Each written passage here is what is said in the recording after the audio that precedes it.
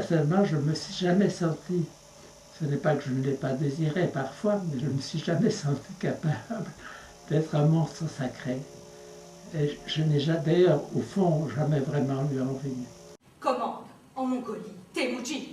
Commande dans le monde, si tu peux. Mais dans sa famille, c'est la vieille Lune qui commande. Déli Kassar, je te l'ordonne! Temujin lève son bâton de commandement dans un geste de menace. À ce geste, Olun répond en le menaçant du bâton noir de Yesugai. Timur se glisse derrière Temujin et lui pose la main sur l'épaule. Temujin abaisse son bâton. Olun abaisse le sien et recule. Temujin va jusqu'à Kassar et coupe ses liens.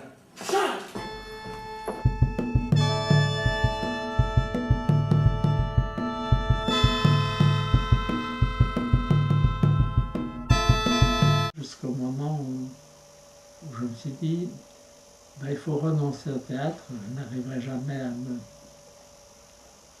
me faire jouer. Et donc, je me suis lancé dans le roman. Qui gouverne à l'Ouest? Les rois? Les nobles? Les prêtres? Une fois les uns, une fois les autres. Toujours les riches. Alors vous êtes divisés. On peut rassasier les pauvres, mais les riches jamais. Le droit du rêve. C'est là qu'apparaît l'idée, le droit du rêve. Et je pense que c'est en grande partie à moi que je disais ça, à moi-même, mais je ne l'ai pas compris tout de suite. Vous savez, quand on écrit, on comprend. Il y a beaucoup de choses qu'on ne comprend pas, qui vous sont révélées ensuite par les lecteurs ou les spectateurs. Est-ce toi, Genghis Khan, qui a agrandi le monde?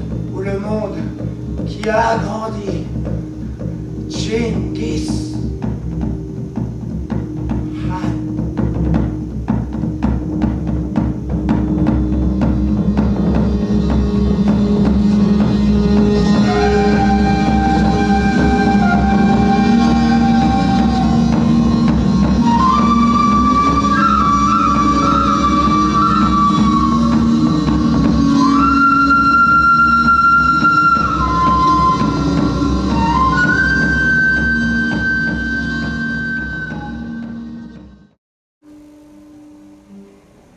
Personne avant vous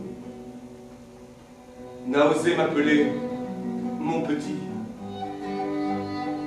Ma mère m'a eu tard, mon père était âgé, la ville paisible, trop de tendresse, trop de sagesse. Je les ai quittés cherchant obstacle à ma taille. Je suis l'obstacle. Comment est-ce que vous avez ressenti la scène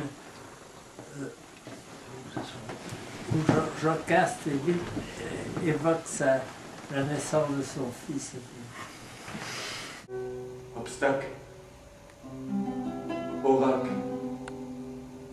et débâcle en miracle, sacre, massacre, nacre des simulacres, désirable délit, délire indélirable. C'est très loin de ceci. Je pense que cette pièce montre la force du problème édipien, qu'au fond, d'une certaine façon, j'ai résolu avec le régiment noir, où j'ai donné à mon père ce que je pense qu'il désirait. Tu es ma plus ancienne pensée. Depuis des années, en dehors des heures brûlantes où l'Aios règne, je scrute cette invisible présence. Je le sais maintenant. C'est toi qui m'es le plus proche. Et c'est toi que j'ignore.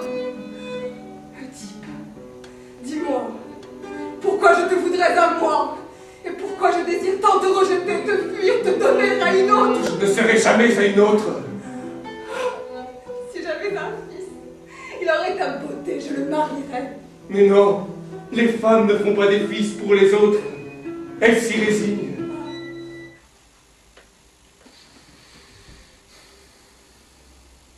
Ne m'en faites pas dire plus.